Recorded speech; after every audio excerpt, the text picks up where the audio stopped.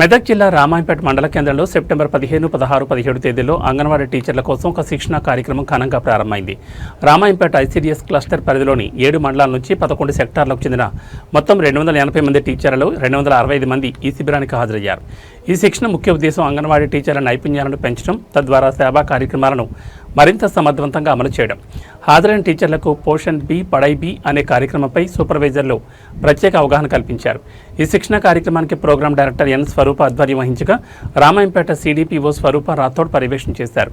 ఈ శిక్షణలో ట్రైనీలుగా B సుజాంగ్, P shiny, సువైంగ్, సంధ్య, లక్ష్మి, శ్యామల తదితరులు పాల్గొన్నారు. ఈ కార్యక్రమం అంగన్వాడీ టీచర్ల వృత్తి నైపుణ్యాన్ని మెరుగుపరచడంలో ఎంతగానో తోడ్పడుతుందని నిర్వాహకులు ఆశాభావం వ్యక్తం చేశారు.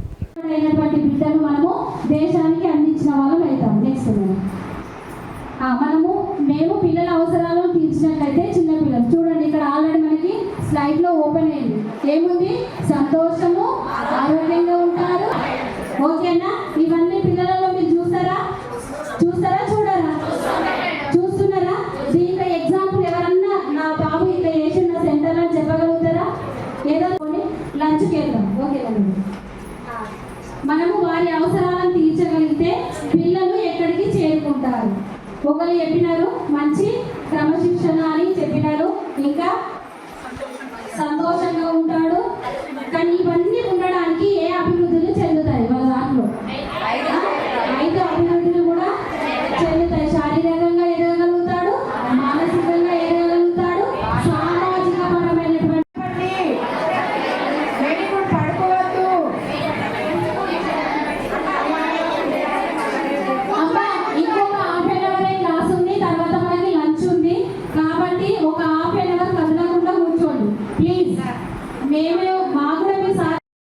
CDPO ICDS project Ramayampet.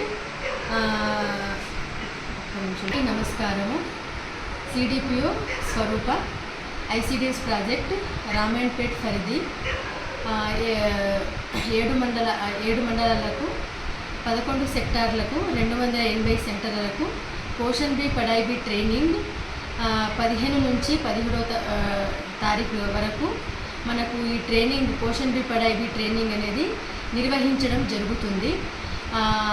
280 సెంటర్లకు 265 టీచర్లు హాజరు కావడం జరిగింది. ఈ పోషణ్ బి పడాయి బి ట్రైనింగ్ అనేది సెంట్రల్ డిపార్ట్మెంట్ సెంట్రల్ నుంచి మనకు ఇవ్వడం జరిగింది. ఈ పోషణ్ బి పడాయి బి అనేది అంగన్వాడీ సెంటర్లలో అంగన్వాడీ టీచర్లకు 0 to 6 years చిల్డ్రన్స్కి గాను మనం ఈ పోషణ్ గురించి అండ్ గ్రోత్ మానిటరింగ్ గురించి అండ్ పడాయి బి అంటే ఎడ్యుకేషన్ పర్పస్ గురించి మనకు 3 days 3 రోజుల ట్రైనింగ్ అనేది మనకు ఈ ఐసిడిఎస్ ప్రాజెక్ట్ పరిధిలో మనకు నిర్వహించడం జరుగుతుంది.